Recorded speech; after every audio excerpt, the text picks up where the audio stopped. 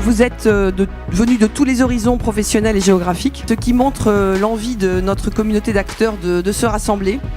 Le maître mot, c'est de permettre la rencontre entre des acteurs très diversifiés, venant de tout le continuum des systèmes alimentaires pour casser les silos, mais aussi pour construire ensemble une vision commune de la transition vers un système alimentaire plus durable, parce qu'il y a urgence. Et je dirais que le deuxième maître mot de ces rencontres, c'est de montrer des initiatives, de montrer des études, des recherches qui montrent que la transition est en action, mais qu'il faut l'accélérer.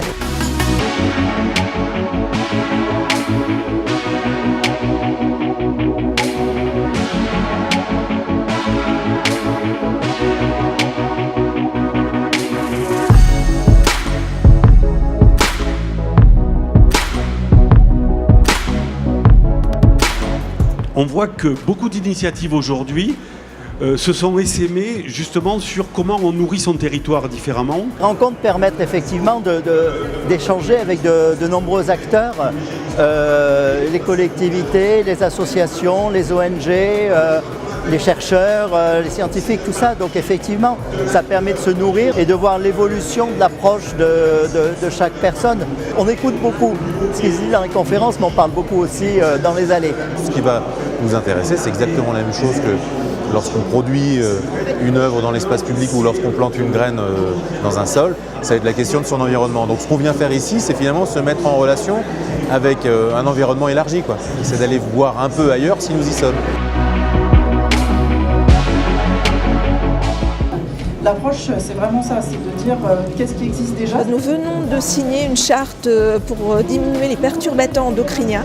C'est vraiment un nouveau sujet pour nous. C'est quelque chose qu'on va développer toute cette année et je viens aussi pour essayer de rechercher des informations là-dessus, de voir par quel bout est-ce qu'on va prendre cette nouvelle thématique.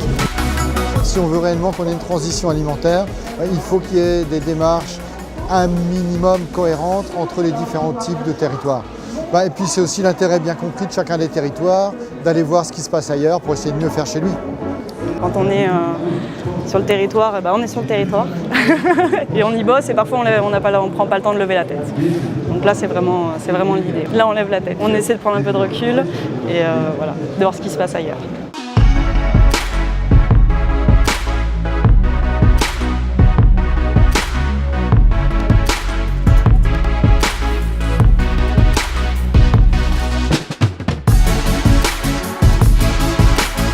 Les villes ont commencé à développer l'achat public. Certaines villes commencent à introduire des critères d'alimentation locale ou écologique.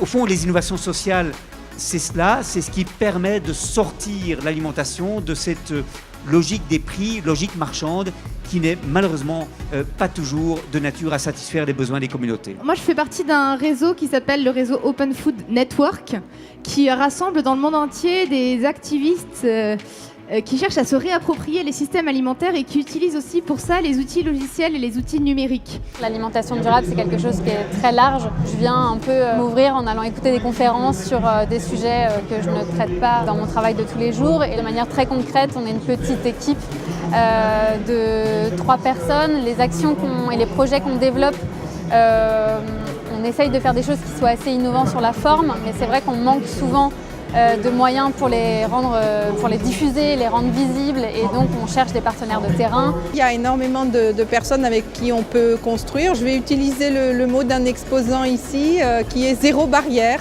J'imagine qu'aujourd'hui, ce qui a été envisagé, c'est un événement zéro barrière et c'est le cas et donc c'est formidable. On a une vision commune, on a un projet commun, on se fait confiance puisque notre alliance, elle est bâtie essentiellement là-dessus. Nous œuvrons ensemble dans ce domaine de la restauration collective responsable, grâce notamment au soutien de la Fondation Daniel et Nina Carasso et d'autres partenaires comme Happy Restauration.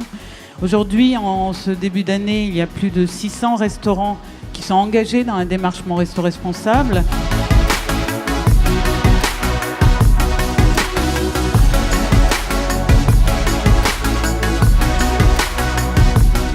qui émane de tout cela, c'est la volonté effectivement de continuer d'ancrer une politique de l'alimentation très forte avec cette notion de durabilité, d'anticipation de l'avenir pour les générations futures, des questions de sûreté alimentaire au sens large, et qu'il est important qu'il y ait un effort en matière d'information, de communication, de transparence, parce qu'il y a une volonté de renforcer la confiance entre tous les acteurs. Je pense que la nourriture, c'est ce qui nous rassemble beaucoup. Il faut continuer dans nos efforts et essayer de continuer d'inclure le maximum de personnes et d'acteurs sur ces questions-là qui nous touchent toutes et tous. Je crois vraiment qu'il faut lier alimentation, territoire. Les 10% les plus engagés, ça y est, ils sont partis, ils montrent que c'est possible et c'est cela qu'on a envie ces actions-là qu'on a envie de partager aujourd'hui.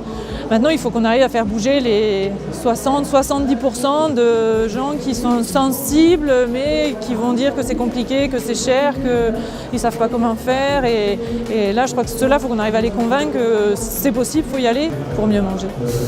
Dans vos vies, dans vos défis de demain et dans vos enjeux, vivez avec ces 3 mots voyageurs, ne rien craindre et ne rien regretter.